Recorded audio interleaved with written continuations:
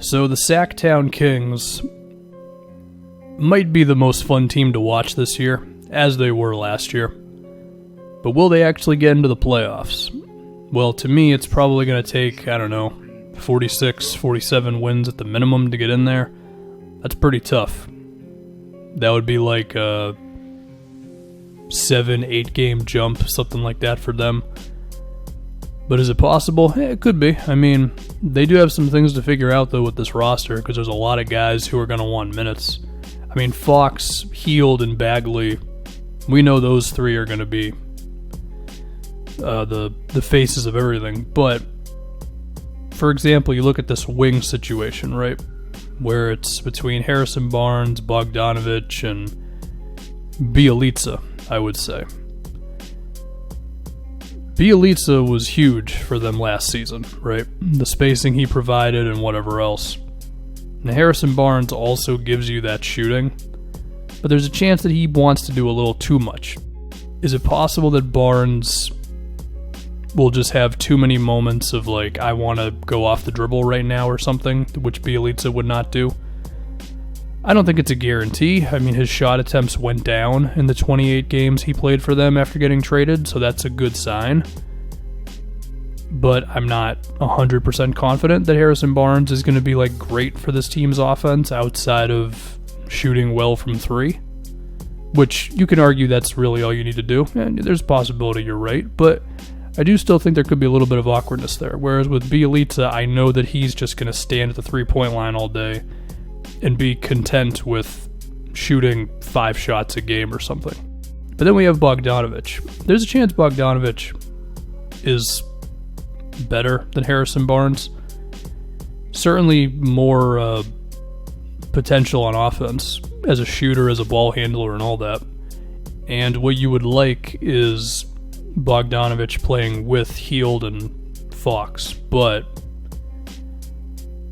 I feel like Harrison Barnes might win that. Like, if it has to be one of them in clutch situations, I feel like Harrison Barnes is going to win that, and I don't know if he necessarily should. Now, again, there's a lot of lineup stuff with this team, so maybe in the crunch time you want to go with Bagley and, well, maybe just Bagley at center, but we don't know if he's going to be good enough defensively to do that right now.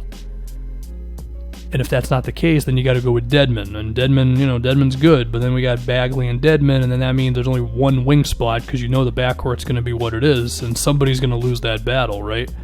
And could that cause frustrations? Could that potentially lead to some trade rumors? A whole bunch of interesting things can come out of that. That also could lead to Harry Giles being in trade rumors, and if you've paid attention to the Kings like that, he's had some intriguing moments as a playmaker, as an athlete, and whatever else.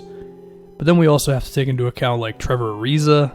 They gave Corey Joseph a generous amount of money that they probably shouldn't have, even if he's like not a bad player. It's just his role in this team, Basically, there's just a lot of stuff, and I don't know what the right answer is, and I feel like it's going to take a long portion of the year for them to find the right answer, and that's not going to allow them to get into the postseason in the West. You could do that in the East, but I just think in the West it's a whole different thing.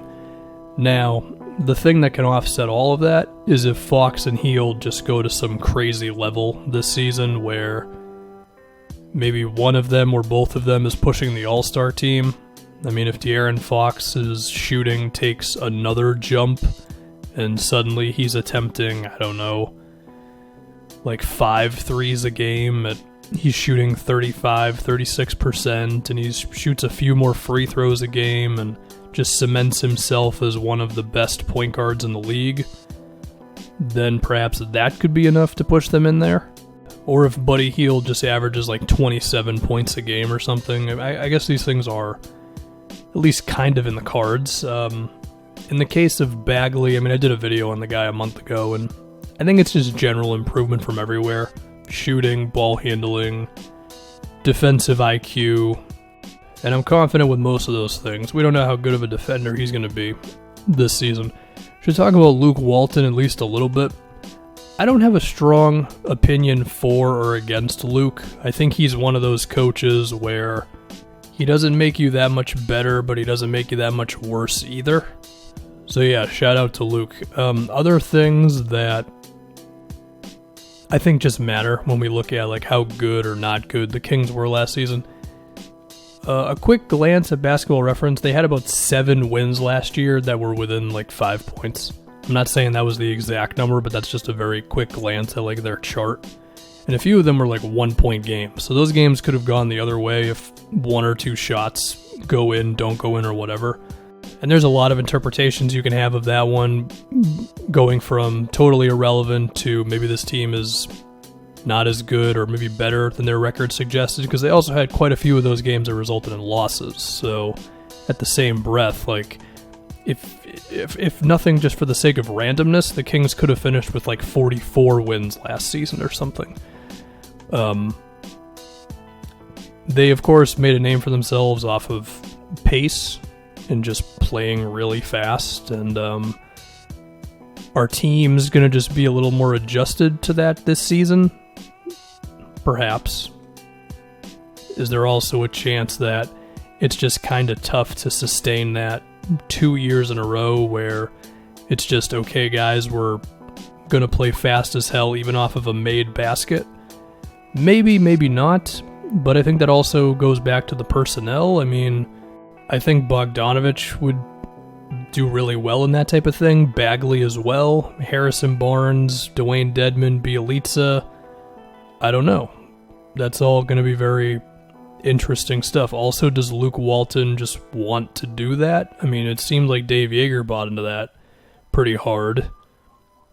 And I would like to think Luke is smart enough to just give the reins to your best player, being, of course, Fox, and as a result, just playing fast as hell anyway. But I just want to see if that translates as well. I mean, I don't want to be too insulting to the Kings fast break style, but you could argue it was a little bit of a gimmick. And the other type of, like, gimmicky thing that I can think of in recent memory was that one year where the Bucks were, like, the 5th best defense in the league or something. And then everybody adjusted to it, and they were just kind of washed until this previous season, right? Could a similar thing happen to the Kings offense, where teams' defense just gets back a little faster and whatever else? I don't know, maybe. I mean, if you make me pick, I still think they're going to be one of the fastest teams, if not the fastest team in the league, but I think it's a possibility nonetheless. Anyway, I don't have the Kings making the playoffs, but I will be sure to watch them frequently because they're always going to be a lot of fun.